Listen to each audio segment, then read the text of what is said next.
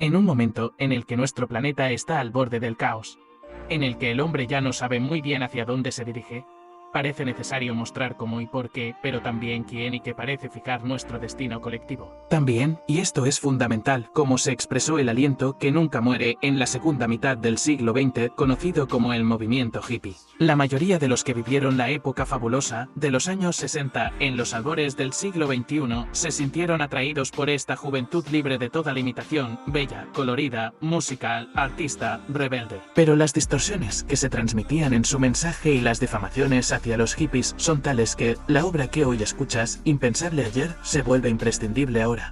Dado que los años hippies han regresado gracias a la moda, que esta enseñanza suprema de la gran tradición te concierna, transmitida por un pastor de Cachemira, nunca puede envejecer ya que sus raíces se remontan al origen de los tiempos.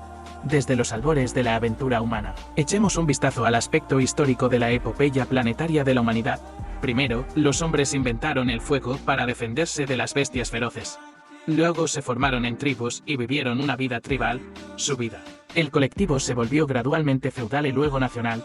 Actualmente, las naciones se están uniendo. Aquí es donde debemos preguntarnos cuál es la característica esencial de una nación. Es un territorio en el que un gobierno ha logrado imponer a todos sus ciudadanos el uso de una moneda arbitraria que él mismo fabrica. Esta moneda no es válida en el territorio vecino. Da lugar, por tanto, a un mercado de divisas porque la satisfacción de las necesidades materiales y energéticas solo puede garantizarse mediante intercambios a escala mundial. Por tanto, tendemos hacia un gobierno planetario, pero los nacionalismos impiden que nazca porque cada nación quiere conservar su derecho a imprimir su moneda arbitraria, en la medida que le plazca para sustentar sus gastos excesivos impulsados por sus necesidades electorales o por las pasiones de sus líderes. De ahí el interés de los poderosos por reavivar el nacionalismo por todos los medios para limitar la evolución de la conciencia hacia un nivel superior. En cuanto a los motivos económicos, siempre han consistido en obtener la máxima cantidad de bienes materiales con el mínimo esfuerzo. Procedente por evolución, se dice del reino animal carnívoro, el hombre primitivo vivió principalmente de la caza hasta el momento en que supo domesticar animales y acumular reservas de carne y leche en forma de rebaño. Solo entonces los nómadas pudieron volverse sedentarios y establecer territorios agrícolas para obtener alimentos adicionales. No dejaron de luchar por esto, pero fue para defender sus cultivos y ya no su territorio de caza. También fue entonces cuando dejaron de masacrar a sus prisioneros de guerra. Preferían convertirlos en esclavos para el duro trabajo de cultivar la tierra que anteriormente las mujeres constituían en su mayoría. En aquellos días, cierto número de hombres eran esclavos de sus amos y todos los hombres eran esclavos de sus supersticiones. Este es el origen o prehistoria de nuestro mundo moderno. Los avances en la ciencia y la educación han contribuido en gran medida a disipar un gran número de supersticiones. Pero, ¿nos hemos vuelto libres gracias a esto? Actualmente subsisten una serie de ideas falsas importantes de las que la mayoría de los hombres todavía son esclavos individualmente y que aún gobiernan sus vidas colectivas. Si los hombres no aprenden a liberarse de estas ilusiones a través del sentido común y la sabiduría, tendrán que aprenderlo a través de la desgracia, o de lo contrario nuestra civilización perecerá. Una de estas ilusiones es la libertad. Todos conocemos el uso político que estaba hecho de la palabra liberación. Si a los hombres insuficientemente evolucionados se les promete que serán libres, entonces creerán que pueden hacer cualquier cosa que se les ocurra. De hecho, instantáneamente se convierten en prisioneros, esclavos de sus pasiones, en particular los celos materiales y sus deseos. Del mismo modo, los hombres creen que son libres de votar aunque se enfrenten a un único candidato o a una única lista sin posibilidad de elección. La verdad disipa el error como la luz disipa las tinieblas. Acabamos aprendiendo a la fuerza la lección de que la libertad consiste en obedecer las leyes escritas y no escritas que surgen de la evolución o las que son reveladas a los hombres por grandes instructores planetarios. O no planetarios como ocurrió hace 2000 años. Mi espíritu no es de este mundo. Otra superstición se refiere a la igualdad. Todos los hombres son espiritualmente iguales, en el sentido de que tienen a todos la posibilidad de alcanzar su propia realización perfecta. Sin embargo, como sus espíritus no están suficientemente evolucionados, creen, o es fácil hacerles creer, que esta igualdad se refiere al nivel material. Luego la interpretan como un derecho a la igualdad de salarios y de riqueza. También creen que, si el vecino es más rico, pueden quitarle su propiedad. Pero la riqueza resulta del conocimiento, el trabajo y la organización. No soporta que la saque. Además, una ley psicológica muy natural es que, si un hombre no tiene la esperanza de quedarse con un mínimo de los frutos de su trabajo, va a reducir su trabajo al mínimo, generando miseria y destrucción. Los celos humanos pueden quedar satisfechos, pero no las esperanzas legítimas y las demandas justificadas. Si los hombres quieren vivir cómodamente, deben estudiar, déjalos trabajar, déjalos organizarse. También deben reconocer que son interdependientes. ¿Por qué querría una célula ocular desempeñar el papel de una célula del intestino? Necesitamos ver tanto como necesitamos digerir. Los hombres deben cooperar en un cuerpo social donde todos puedan desarrollar sus dones y habilidades. La fábula de los miembros y el estómago se puso de relieve hace unos años, siglos. Pero esta gran lección lucha por ser incorporada nuevamente a la humanidad. La economía actual está condenada al fracaso en la medida en que esté únicamente motivado por la búsqueda de beneficios. Solo sobrevivirá en la medida en que los motivos de servicio se van sumando y reemplazando gradualmente a los motivos de lucro. Beneficio versus servicio en economía ocupa el mismo lugar que miedo versus amor en religión.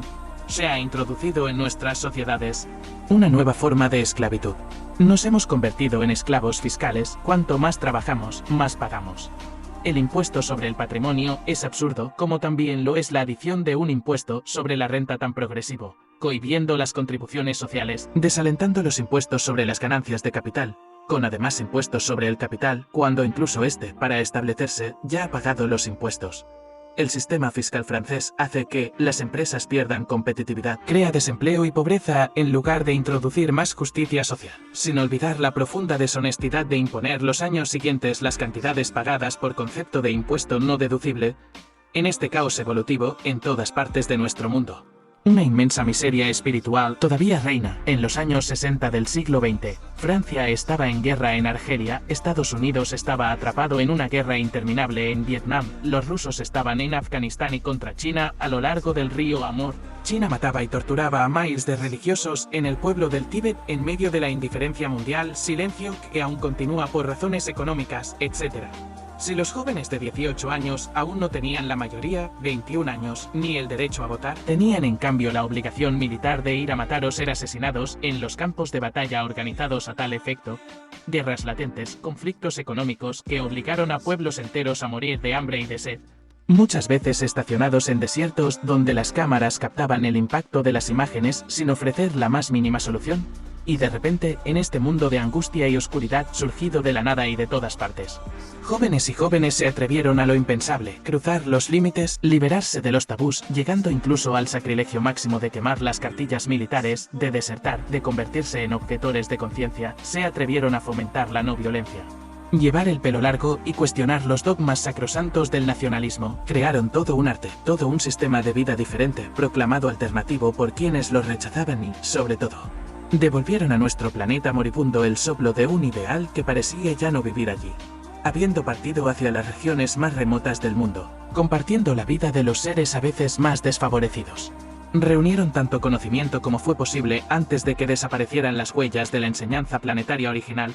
Comprendieron la importancia fundamental de nuestro propio camino hacia la luz. Deja entrar el sol. Deja que pase el sol. Nunca en la historia de nuestra humanidad se ha difundido tanta luz.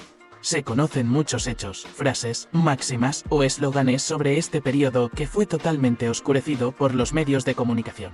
Incluso distorsionado por razones muy obvias. Los jóvenes no querían ir a la guerra. Para contrarrestar este hecho, el ejército estadounidense drogó al pueblo estadounidense, plantó campos de cannabis en Marruecos, Colombia y Tailandia. ¿Y hizo la vista gorda ante el tráfico? Inevitablemente siguieron las drogas duras. Para evitar ser agrupados con los drogadictos que desertaban y vivían vidas marginales, los hippies llamaban freaks, que significa monstruos a aquellos que imitaban su estilo de vida externo sin percibir realmente lo que pasaba en su interior. El movimiento de los pueblos altoridealistas. Por órdenes políticas, los gobiernos impusieron a los medios le apodaran hippie a cualquier persona que viviera marginado. Para contar la historia de esta época tan rica y tan caleidoscópica, ninguna visión sintética puede arrojar luz sobre ella si no proviene de quienes la vivieron desde adentro. De allí el trabajo del autor original. En el siguiente video, el autor reflexiona sobre el cuerpo humano y lo sagrado. No te lo puedes perder. Lo tienes en pantalla. Nos vemos allí.